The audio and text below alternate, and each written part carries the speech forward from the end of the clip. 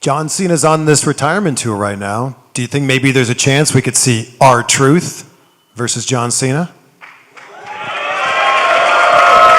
Y'all want to see that? Hey, but only way we can see that, though, dog, it's got to be the right way, though. You know what I'm saying? Like, Gotta ask the question that everybody's thinking. How you feeling?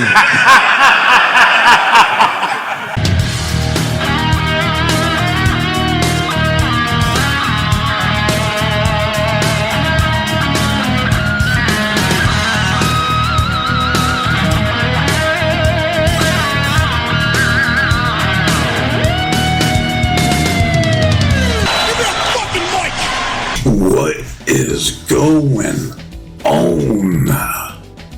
Welcome to No Chill Promos. How y'all doing?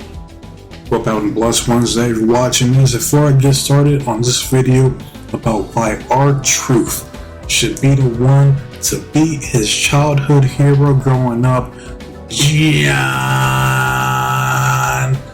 Cena.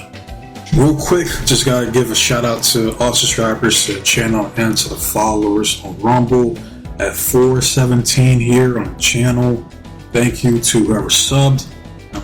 117 still on Rumble. So thank you as always. That's what I like to say on here. Thank you. You know, it's why I do this shit. I love seeing new subs when I log in to upload shit for the channel. But enough of that, let's get into it.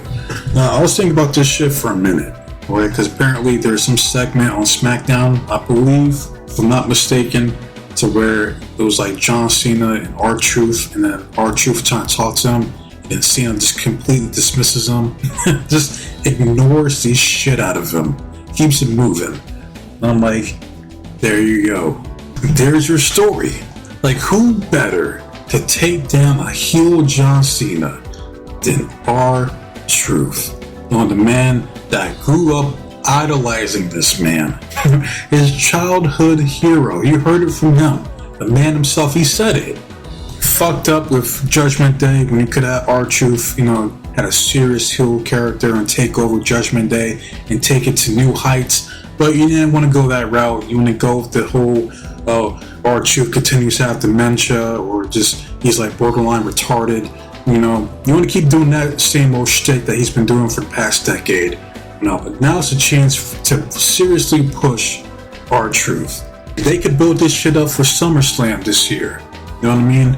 To where, you know, you have John Cena, he's on his heel shit, he defends it against whoever, using heel tactics, and then you have R-Truth, he's watching from the back, and it comes to a point to where he can't ignore it anymore. He's had enough. You know, and then he confronts Cena, you know, and then Cena continues to ignore him, and then he goes out there, cuts a promo, you know, talking about, hey, dog, you know, like, Cena, what's wrong with you, man? It's like, you're my hero growing up. What, like, fans don't want to see this shit. And then it comes to a point where Cena just gets annoyed.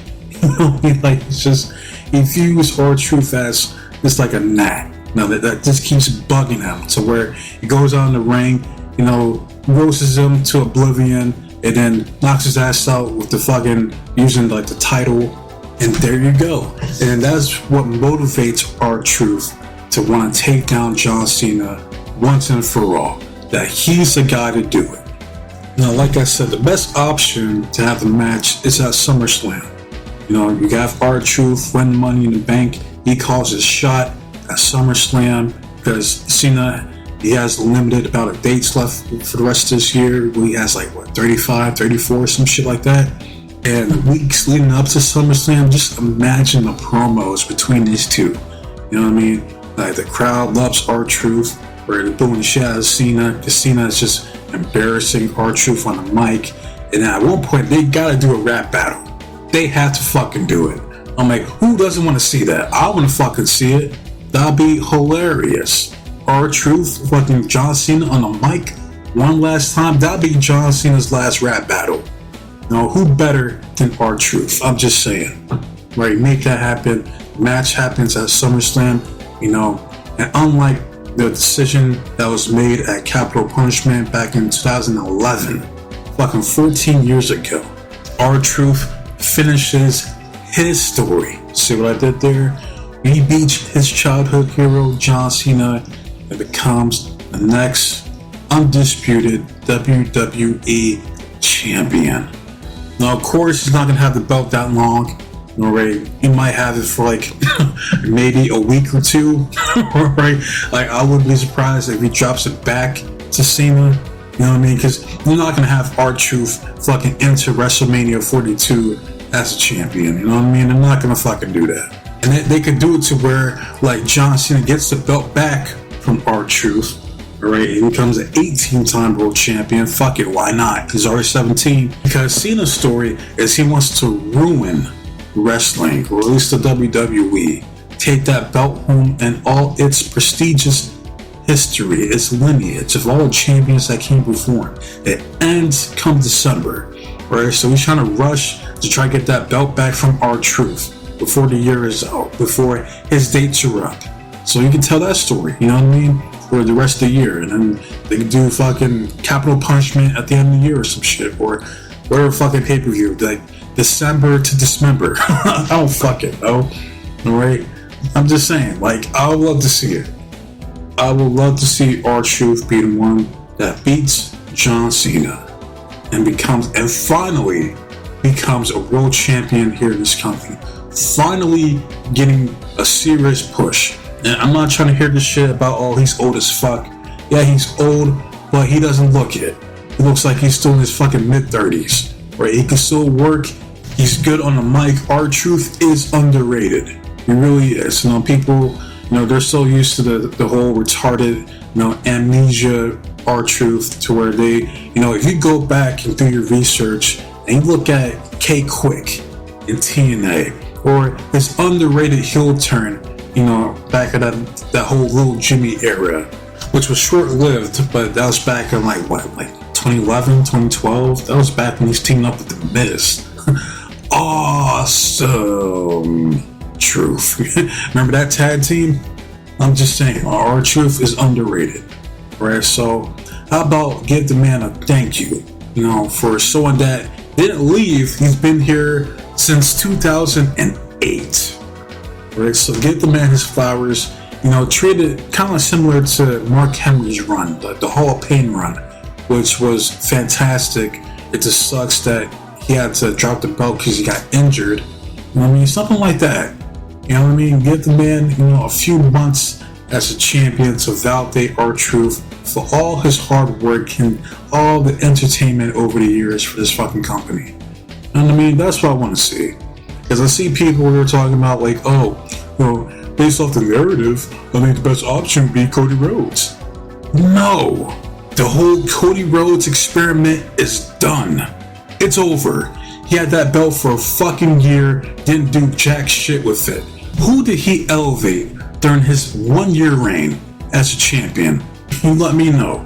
Who did he elevate? Not one person. Nobody. Nobody came out better from feuding with Cody Rhodes. Not one. Like, why would you revert back to Cody? Like, what the fuck was the point in having him drop the belt to Cena in the first place, just to give back to fucking Cody? He had his time. He finished his fucking story. It's over. Move on.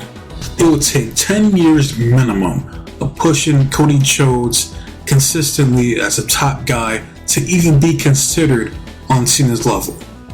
And by that time, that man will be, when he's almost 40, he'll be 40 sometime this year. He'll be in his fucking 50s by that point. It's like, come on, man. It's over. You're done. You're washed. It's over. Move the fuck on. Right? You have people like L.A. Knight. Yeah. You got Braun Breaker. Right? You got Jacob Fatu. You have Drew McIntyre. You have people who are capable of being a top babyface in the WWE, not named Cody Rhodes. Right? And the whole point for this video is, who do I want to see John Cena put over one last time? I like to see somebody new, where someone that never had that opportunity, you know, and who better than R-Truth? The story is there going back to 2011. And you can check out this channel. What was it, TH14? I believe that's his channel. He has a whole fucking timeline of these guys, their story together, that led up to their match at Capital Punishment. Go check it out. The story is there, and just build off of that. But this time around, the dynamics and components to this story is different. You have a heel John Cena, you have a babyface R-Truth, right? Yeah, Cena, this is his last reign, the last world champion. You have R-Truth, you know, this is childhood hero, that turned bad guy, you know, he hates it, he can't stand it, and something has to change. Enough is enough, right? And he's the guy to do it. The fans want to see it, I want to see it, make it fucking happen, alright? And if you don't do R-Truth, then do L.A. Knight. Yeah. But for the love of God, do not, and I mean this, do not put that fucking undisputed WWE Championship back on Cody Rhodes. Right? He needs to be chasing after fucking Jey Uso or CM Punk or Logan Paul, whoever is going to be the champion by the time his ass gets back. They're keeping him away right now because they don't want Cody to get booed like he got his ass booed at WrestleMania 41 Night 2, which was glorious. It was tremendous, hilarious, fan-fucking-tastic, outstanding. Seeing that shit happen. It's like I've been saying, you put Cody Rhodes up against an actual star like John Cena, it's like Cena said, he got outshined, outclassed, and out-wrestled by a man who was like, what, 44, 45 years old with his fucking hair plugs to cover up that big-ass bald spot the size of Texas on the back of his fucking head.